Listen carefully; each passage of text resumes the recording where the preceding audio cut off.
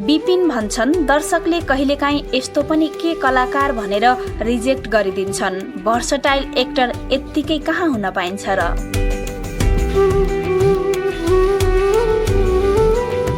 चलचित्रको सेलिब्रेटी भनेपछि दर्शकले अलिक फरक व्यक्तित्वका रूपमा लिने गर्छन्। ती सेलिब्रेटीहरू कतिपयका लागि आइकन बन्ने गर्छन्। सेलिब्रेटीले लगाउने पोसाकको शैली कहिलेकाहीँ फेसन बनिदिन्छ।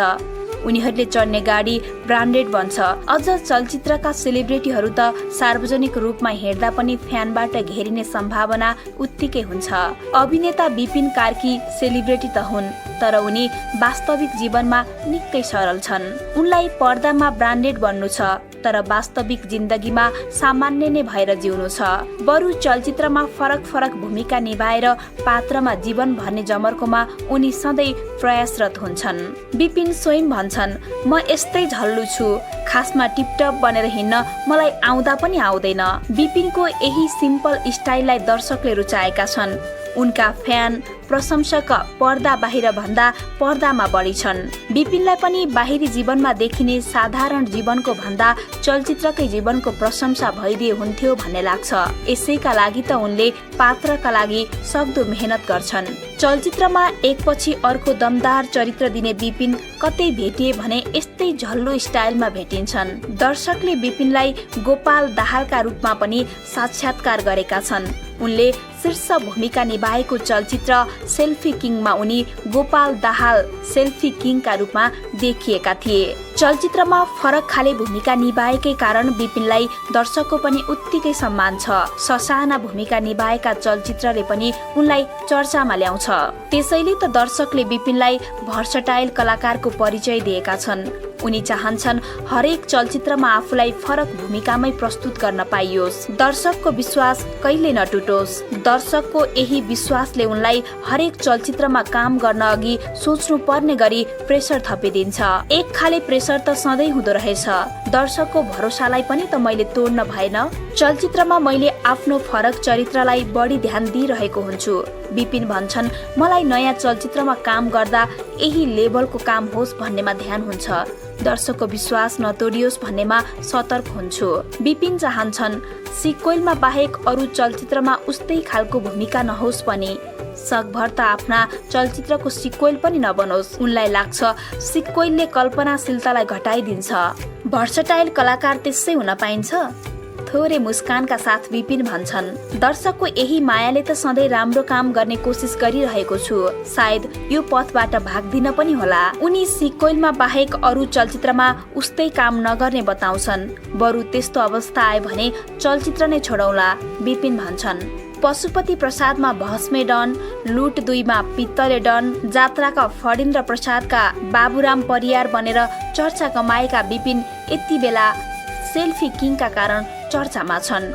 आफूले अभिनय गरेका चलचित्रको पात्रका लागि बिपिनले उत्तिकै मेहनत गर्छन्। हरिका लागि उनले चलचित्रको कन्सेप्ट तयार हुँदादेखि नै आफ्नो भूमिकाका लागि तयारी गरिरहेका थिए। कालो पोथीमा पनि मेरो एउटा भूमिका छ नि, तपाईहरूले कतिको याद गर्नु भएको छ। त्यसका लागि म 3 महिना मुगु बसेको थिएँ। त्यहाँ बोलिने खस भाषा बोल्न सिकेको थिएँ, बिपिन स्मरण गर्दै सुनाउँछन्। हरेक चलचित्रमा फरक भूमिकामा अभिनय गर्नु, ती चरित्रलाई जीवन्त बनाउनमा बिपिन माहिर छन्। चाहे त्यो जात्राको सोझो बाबुराम परियार होस् या त पशुपति प्रसादको खराब लाग्ने भस्मे डन, म एकदमै निस्वार्थ भएर पात्रमा डुबेर काम गर्छु। मैले चलचित्रमा काम गर्दा आफ्नोपन भुल्छु। बिपिन आफूलाई इङ्गित गर्दै भन्छन्, आफ्नोपन भनेको बुझ्नु भयो नि, जुन बिपिन कार्की अहिले तपाईसँग बोलिरहेको छु। उनी हाँस्छन्। तर सबै दर्शकले कलाकारलाई मान्छन् नै भन्ने नहुने बिपिन सुनाउँछन्। उनको अनुभवमा कतिपय दर्शकले यस्तो पनि के कलाकार भन्ने खालको व्यवहार पनि गर्छन्। कति दर्शक सेल्फी खिच्न आउनुहुन्छ, कतिले चिनेर पनि नचिनेको जस्तो व्यवहार गर्नुहुन्छ। यसलाई कलाकारले सामान्य रूपमा लिन पनि सक्नुपर्छ झैँ लाग्छ, बिपिन भन्छन्। नेपालमा त झन् कलाकारको त्यो स्टारडम बनिसकेको छैन। त्यही माथि कलाकारलाई सबैले मान्नुपर्छ भन्ने पनि त छैन नि। जात्रामा उनले सोझो फणीन्द्रको भूमिका निभाएका थिए, जो हेपिएको चेपिएको एक इमानदार नेपाली पात्र थियो। सेल्फी किङमा उनी हास्य कलाकारको भूमिकामा देखिएका छन्। हरेक भूमिका विपिनका लागि उत्तिकै चुनौतीपूर्ण हुन्छन्। पात्रको हाउभाउ र स्वभावमा धेरै ख्याल गर्नुपर्ने हुन्छ। लामो समयसम्म सुटिङ हुन्छ, फेरि मैले चरित्र पनि त भुल्नु भएन, तर काम गर्दा मजा पनि आउँछ, उनी सुनाउँछन्। सेल्फी किङमा काम गर्दा भने केही सहज भएको विपिन सुनाउँछन्, किनकि चलचित्रमा अभिनय गर्दाका कतिपय दृश्य आफ्नो जीवनमा पनि मिल्ने खालका थिए। सेल्फी खिच्न फ्यान वरिपरि आउने, कोही दर्शकले के सेल्फी खिच्नु भन्दै तर्किन खोज्ने, यस्ता कुराहरू विपिनको आफ्नै जीवनसँग पनि मेल खान्छन्। आफूले भोगेका कुरा चलचित्रमा देखाउँदा केही सजिलो त हुने नै भयो, तर चलचित्रमा जुन पारिवारिक समस्या देखाइन्छ त्यो समस्या मेरो परिवारमा चाहिँ छैन है, विपिन भन्छन्। अहिले विपिनको लोकप्रियता छ, केही वर्ष अघिसम्म पनि उनको खासै चर्चा हुँदैन थियो। अहिले उनका हातमा एकपछि अर्को चलचित्रको प्रस्ताव आइरहेका छन्। आफूले मागे जति पारिश्रमिक दिन निर्माता पनि तयार छन्, तर के यो सफलताले उनलाई केही प्रभाव पारेको छ? विपिन भन्छन्, छैन, मलाई थाहा छ यो सब स्टारडम भन्ने कुरा एक दिन मसँग हुने छैन। उनलाई संसारका सबै कलाकारको जीवन नै अस्थिर हुन्छ भन्ने लाग्छ। यो लोकप्रियता पनि केही समयका लागि हो, जसरी बत्ती बलेपछि फेरि निभ्नु पर्छ। स्टारडम सधैँ रहिरहन्छ भन्ने हुँदैन, मान्छे जन्मेपछि मर्छ भने जस्तो हो। यो पनि सधैँ उस्तै त रहन सक्दैन कि, केही समय लम्बिन सक्ला। विपिन अगाडि थप्छन्, जे कुरा पनि सिर्जना हुन्छ र ध्वस्त हुन्छ भने स्टारडम त के हो र? भोलिका दिनमा आफ्नो कुनै चर्चा भएन र काम पाइएन भने पनि त्यसले कुनै अचम्ममा नपार्ने विपिन बताउँछन्। आगो बलेपछि निप्छ भन्ने मैले बुझेको छु, उनी भन्छन्। सधैँ साधारण रूपमै भेटिने विपिनलाई कहिलेकाहीँ भने टिपटप भएर सेतो लुगामा गाडी चढेर हिँडौँ कि भन्ने पनि लाग्छ, तर उनलाई यस्तो भएर हिँड्न आउँदैन। मैले त्यस्तो खाले स्टारडम देखाउन नजानेको पनि हो, कहिलेकाहीँ त रहर त लाग्छ, उनी खिस्सा हाँस्दै सुनाउँछन्। अब जुन कुरा जानेकै छैन भने त्यो मैले कसरी देखाउने? पहिले जस्तो थिएँ त्यस्तै छु, टिपटप भएर हिँड्न पनि जान्नु पर्यो नि, होइन र?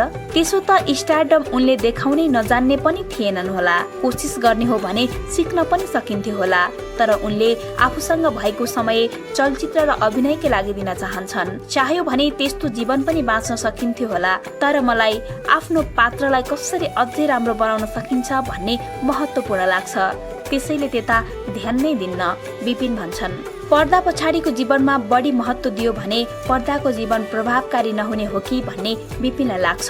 म पहिलेदेखि नै यस्तै हो, अब पहिलेदेखि नै यस्तै छु भने किन अब फरक हुनु भन्ने पनि हो, विपिन अगाडि सुनाउँछन्।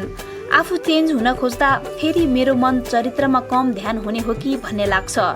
बरु मैले अभिनय कसरी गर्ने होला भन्नेमा ध्यान दिनु उचित हुन्छ भन्ने लाग्छ।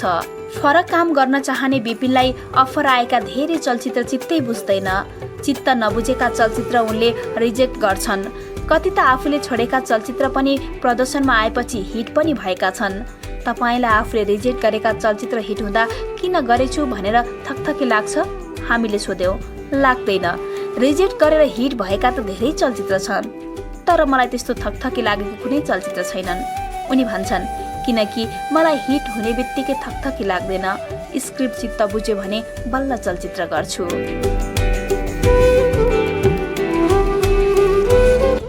दर्शकले कहिलेकाहीँ यस्तो पनि के कलाकार भनेर रिजेक्ट गरिदिन्छन् शीर्षकमा अर्घेलो थापाले लेख्नु भएको यो सामग्री हामीले खबर हबबाट साभार गरेका हौं।